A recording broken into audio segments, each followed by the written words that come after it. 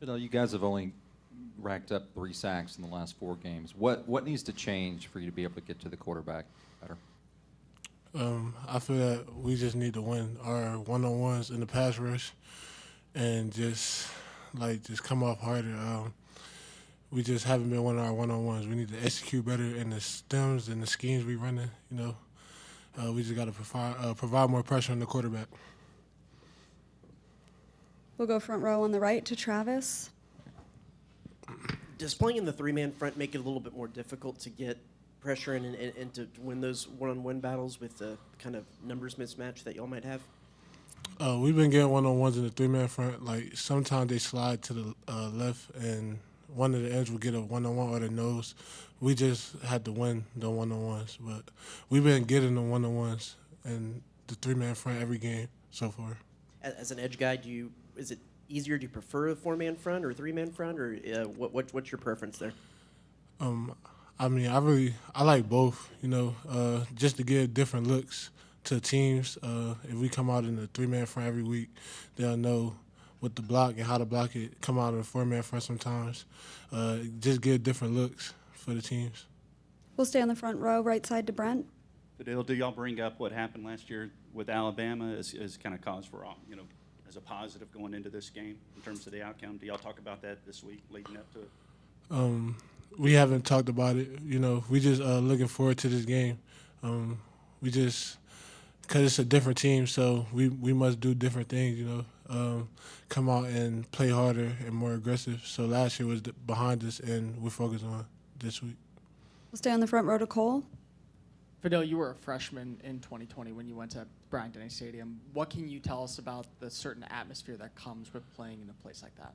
I wasn't able to go. I had COVID that year, so I wasn't really able to go. But I was able to watch it, Just watching it, it just seemed like the fans are into it, It's a good atmosphere for them. So we just had to go out there and compete like always. Okay, so then to rephrase it to more so just a broader kind of question, in the SEC and the atmospheres such as places like LSU and Arkansas and places like Tennessee and Alabama, when you have a fan base like that is as erratic for games such as these, how much pressure does it put on you to make the minor adjustments so they don't become into major problems? It's big. It's loud. It's loud in every stadium, And playing at Kyle Field actually helped us with that a lot. So, but we just need to communicate, get our signals in better, because it's like you said, it's a crazy atmosphere. So, we just need to get our signals in and communicate up front and in the back end. We'll go second row on the right to David and then Cease. Before the App State game, there was talk about the practices not being as crisp as you guys would like. What about leading into the Mississippi State game? I thought we had a good week of practice last week. We was getting after it. We was being competitive. I think practice is getting better with us. We cranking it up more, and I thought practice was really good this past week for us. We'll go third row on the left to Cease. So can you take anything out of that game? Can you take anything out of that game Saturday moving forward or not? Yes, watching film, like I said, with us up front, we need to provide more pressure on the quarterback. That's what I take out of the game, And this loss need to make us come more together, just as a team, because it's hard times. Taking the loss, it hurt, But we just need to come together and play more as a team this week and not have that feeling anymore. You mentioned one-on-one battles. Do you feel you lost a lot of one-on-one battles Saturday or not? We didn't win as many as we like. We could have won more. I feel like it was half and half, but we want to win 100% of our one-on-one battles. So We'll go back to the front row on the right to Travis and then TV row. With their quarterback situation and the backup Milroe is it a little more exciting for a defensive front for a guy who can maybe move around a little bit, or how do you approach a guy like that maybe compared to a little bit more of a pocket passer kind of guy?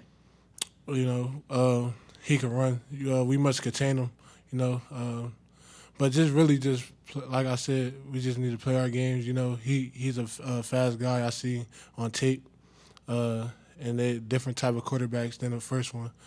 So like we must contain him, make sure we keep him in the pocket, and make sure he don't scramble outside the pocket. We'll go back behind the lights on the left side to Tyler. Fadil, you talked about obviously you need to get to the quarterback more. Are you guys as a defense, do you feel like your confidence is still there? I mean, the first few games of the season, you're not letting points get scored. Then you give up 41. I mean, just what's kind of the feeling in the locker room with the defense right now? The confidence is definitely still there. We talk as a whole defense after the game. We actually talked this morning at the weights. The confidence is still there. We just got to take advantage of our opportunities. We left a lot of plays on the field.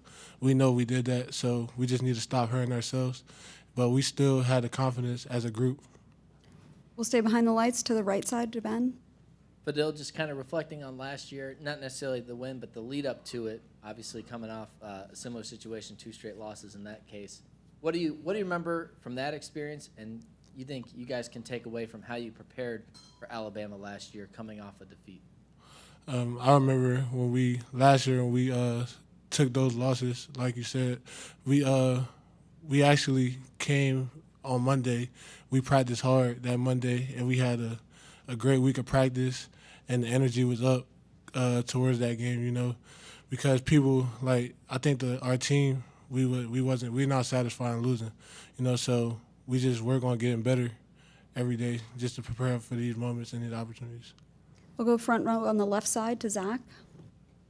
The gap integrity is important no matter what kind of defense you play, but how much more important is it with the type of defense that you guys play with 3-man front? Fit our, yeah, like you said, we got to make sure we fit our gaps. The run fits must be there. It's important all the time to make sure every gap is controlled, so it won't be no spaces.